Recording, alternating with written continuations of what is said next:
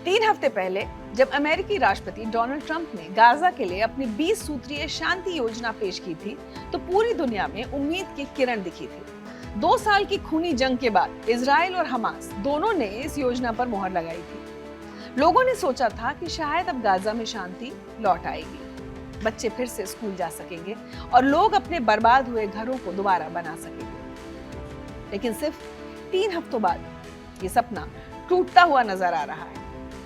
28 अक्टूबर की रात गाजा में फिर से मौत का तांडव देखने को मिला। इजरायली सेना ने गाजा पर ताबड़तोड़ हमले किए और अगले दिन तक 100 से ज्यादा लोग मारे जा चुके थे। इनमें 46 बच्चे और 20 महिलाएं थी, जबकि 250 से ज्यादा घायल हो गए। ये दावा फिलिस्तीन के स्वास्थ्य विभाग ने किया है।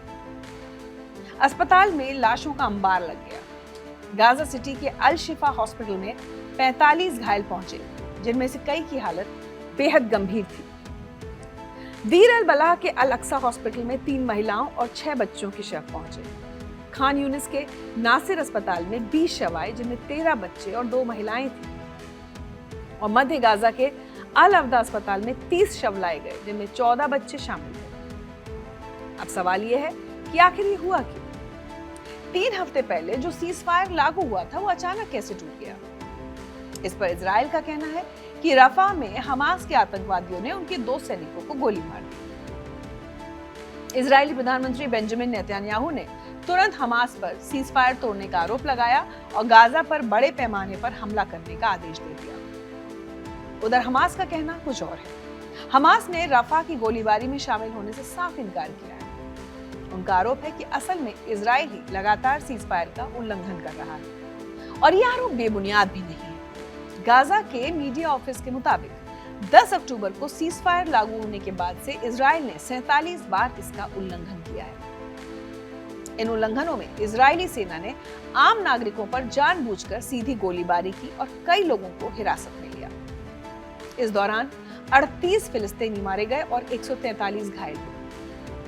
एक दिल दहला देने वाली घटना 24 अक्टूबर को हुई, जब इजरायली फोर्स ने एक बस पर हमला कर दिया, जिसमें एक फिलिस्तीनी परिवार के 11 लोग मारे गए।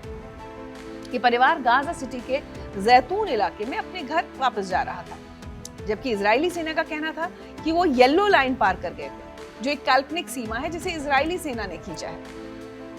लेकिन गाजा के सिविल डिफेंस के प्रवक्ता महमूद बसल ने कहा, मुझे यकीन है कि परिवार पीली और लाल रेखा में फर्क नहीं कर सकता था, क्योंकि जमीन पर कोई असली निशान नहीं है। इस बीच 30 अक्टूबर को हमास ने 2 बंधकों के शव भी रेड क्रॉस को सौंप दिए। हैरानी की बात तो यह है कि अमेरिकी राष्ट्रपति डोनाल्ड ट्रंप ने इजरायली हमले का समर्थन किया है। ये वही ट्रंप है जिन्होंने खुद दोनों पक्षों के बीच शांति का प्रस्ताव दिया था और सीज फायर करवाया था।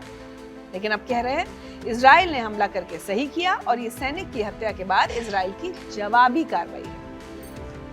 ऊपर से ट्रंप ने यह भी दावा किया कि इस हमले से युद्ध विराम को खतरा नहीं है। ट्रंप ने यह भी कहा कि हमास को संयम बरतना होगा, लेकिन नेतन्याहू से कुछ नहीं कहा, क्योंकि वो तो अब ट्रंप की एक भी मानने को तैयार नहीं दिख रहे। ट्रंप की शांति योजना से दुनिया को बड़ी उम्मीदें थी। इस 20 सूत्रीय योजना में कई महत्वपूर्ण बातें थी। सबसे पहले सीज फायर लागू करना, दूसरा इजरायली बंधकों को रिहा करना और बदले में फिलिस्तीनी कैदियों को छोड़ना, तीसरा गाजा का प्रशासन फिलिस्तीनी टेक्नोक्रेट्स को सौंपना, और चौथा गाजा का पुनर्निर्माण करना। कागजों पर यह योजना बहुत अच्छी लग रही थी, लेकिन जैसे जैसे समय बीता, इसकी कमियां सामने आने लगी। अंतर्राष्ट्रीय मामलों के जानकार कहते हैं कि ये सही है कि पहली बार अमेरिका ने इस दिशा में गंभीर प्रयास दिखाया, लेकिन इजरायली प्रधानमंत्री बेंजामिन नेतन्याहू का अड़ियल रवैया समस्या बन गया। गाजा की निगरानी के लिए एक अंतर्राष्ट्रीय सेना तैनात करने की बात थी, लेकिन कोई भी देश हथियारों के साथ गाजा में पेट्रोलिंग करने को तैयार नहीं है। जॉर्डन के किंग ने खुलकर कहा कि अगर बात शांति बनाए रखने की है तो ठीक है, लेकिन शांति लागू करने के लिए कोई देश अपनी सेना भेजने को तैयार नहीं। अब इंडोनेशिया जैसे देशों से मदद मांगी जा रही है, लेकिन कोई ठोस प्रतिबद्धता नहीं है। सबसे बड़ा सवाल गाजा के पुनर्निर्माण का है। इसके लिए अरबों डॉलर चाहिए, लेकिन ये पैसा कौन देगा?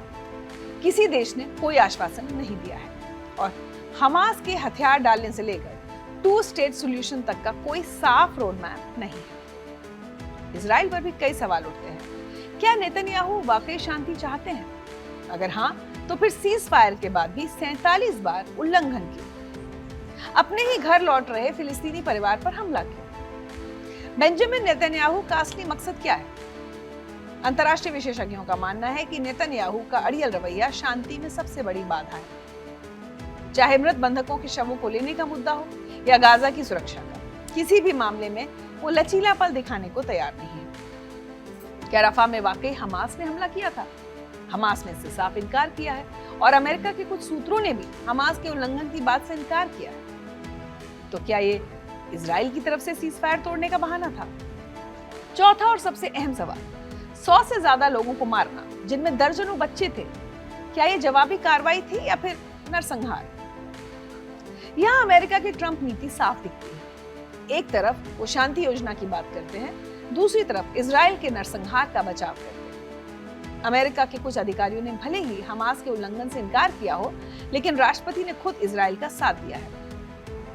अब सबसे बड़ा सवाल है कि क्या ट्रंप की शांति योजना बचेगी? राष्ट्रपति ट्रंप तो दावा कर रहे हैं कि योजना पर कोई आंच नहीं आएगी, लेकिन जमीनी हकीकत कुछ और ही कहानी बयां कर रही है। पहली बात, इजराइल और हमास दोनों एक दूसरे पर सीज फायर तोड़ने का आरोप लगा रहे हैं। दोनों पक्षों के बीच विश्वास पूरी तरह टूट चुका है। दूसरी बात, योजना में जो अंतर्राष्ट्रीय भागीदारी की बात थी वो मिल नहीं रही। तीसरी बात, पुनर्निर्माण के लिए फंडिंग का कोई इंतजाम नहीं। चौथी बात, हमास के हथियार छोड़ने और 2 स्टेट सॉल्यूशन की कोई योजना नजर नहीं आती।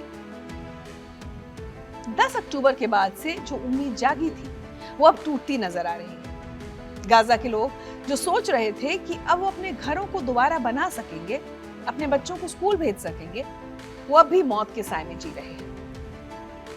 अस्पतालों में लाशें पड़ी हैं, मासूम रो रहे हैं और माएं अपने बच्चों के शव देख रही हैं।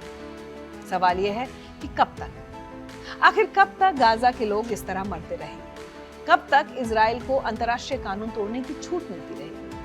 कब तक अमेरिका शांति की बात करते हुए नरसंहार का बचाव करता रहेगा? जब तक इजराइल पर लगाम नहीं लगेगी, तब तक नेतन्याहू का अड़ियल रवैया नहीं बदलेगा। और जब तक अमेरिका वाकई शांति के लिए प्रतिबद्ध नहीं होगा, तब तक गाजा में शांति की कोई उम्मीद नहीं है। जानते हैं, जब जब मैं शोर भरी दुनिया को देखती हूँ ना, तो खबरें, बहस, तर्क वितर्क सब कुछ सुनाई देता है, पर लगता है जैसे असल बात कहीं गुम सी हो गई हो। वो बात जो सीधी आपके और मेरे दिल से और हमारे जीवन से जुड़ी है, जो जरूरी तो है पर अधूरी सी रह गई है। वही बात अब मुझे आपसे करनी है, अनकही, सहज और सरल।